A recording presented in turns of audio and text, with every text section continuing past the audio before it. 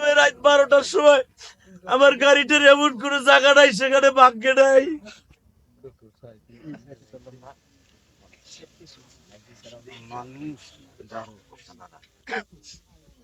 যদি সত্যিকারে আপনার আলেমুলা ভালোবেসে থাকেন, আমাদের দেশটা না মুসলিম কান্ট্রি, আমাদের দেশ আলেমদের পক্ষে আপনার সাক্ষী দিবেন। যদি না দেন, এই কিয়ামতের মাঠে বলে যাবো, এই মুসাফির আপনাদের ছেলে মেয়ে একটাও মানুষ হবে না, একটাও মানুষ হবে না। আমি বলে গেলাম চোখের বাড়ি দিয়ে মুসাফির হিসেবে। কারণ মুস্তাফা আমার কোনো অন্যায় আছে, আমি কোনো অপরাধ করছি, এদের সাথে খারাপ ব্যবহার করছি। যেই কাজী আমার আনছে, এই কাজী দুপুরের থেকে আমার পরে বিলা।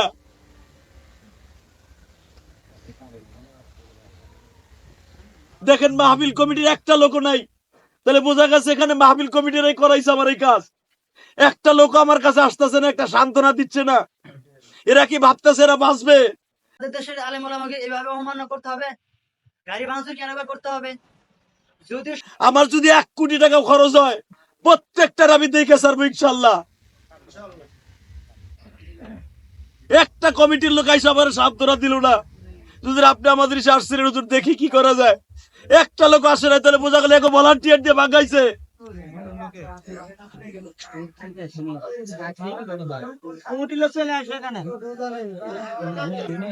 একটা লোক আমার কাছে আসলো না, এর দ্বারা কি বোঝা যায় তারা করাইছে 100%।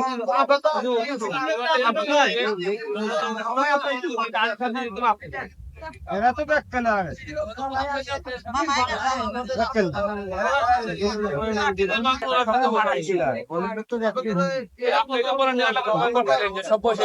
ওই বসে নাই একটা ভলান্টিয়ারও, যারা মোনাজাতের আগে যেগুলা ভাঙছে ওরা আস্তে করে চলে আসছে, আমি এই চোখ দিয়ে দেখছি।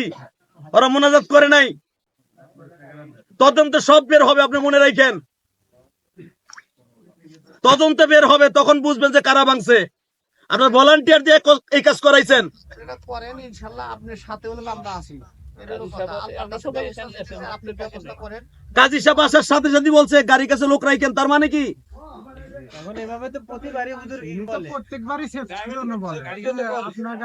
প্রত্যেকবার যদি অপরাধী হয়ে থাকে তার জন্য শাস্তি আছে, আইন আছে, ব্যবস্থা আছে। গাড়ি জায়গাতে এই বছর ভাঙলো কেন? আমি বলি, আমাদের রেকর্ডিং এ যে কাজ করে তাকে বহুলি থেকে মানুষ মারার জন্য আসছিল, কোথাকার জের কোথায়, পরে আমাদের কারণে কিন্তু নিয়ে যাইতে পারে না। কেউ যদি কোথাও কোনোকার জের যদি এই দিক দিয়ে খাটায়, সেখানে আমরা কি বলতে চড়া বলে একটা গ্যাঞ্জাম হয়েছে আপনাদের সাথে, ওটা তো আমরা জানি না। কার সাথে? আমাদের পাশে কোথার ফুটেছে, কার সাথে? মাহফিল কবে কবে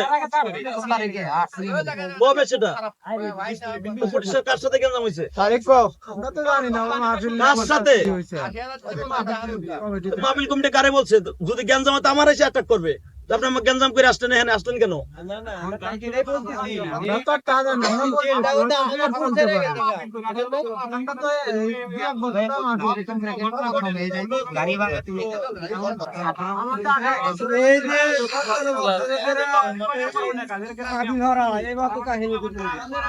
বড় বড় হুজুরি তা না, গাড়ি এই জায়গাতে রাখে। তো ভলান্টিয়ার কেন রাখছেন? আপনি আমার নিরাপত্তা দিতে পারবেন না, আনছেন কেন?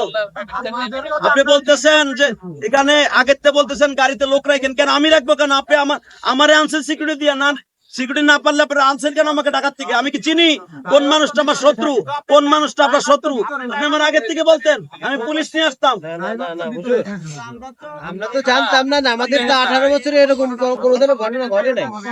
যদি ঘটতো এইটি বলেন না, এইটি বলেন না। এগুলা আমি 18 বছর রস করি না, আমি বলছি 26 বছর রস করি। ঠিক আছে, কিন্তু আপনার এরকম কোনো ঘটনা আপনারা কেন অপরাধ করলেন?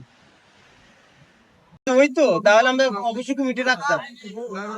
তারপরে ছিল হচ্ছে চতুর পাশে আলো লাইট ছিল, আমরা জানতাম তো এরকম কিছু কিছু হবে না। এটার সামনে এখন কে কি করছে না করছে এরা কিভাবে কি বলবো?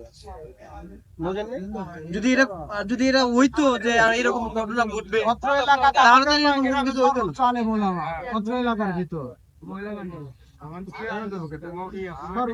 আমাদের একটা এলাকার মান সম্মান গেল না, এই সামান্য একটা কাজ করানোর জন্য কি আমাদের পুরা এলাকায় তো মানে সিরাজগঞ্জ আপনাদের বলেই গেলে এখানে কোথায় গেলাম আমরা,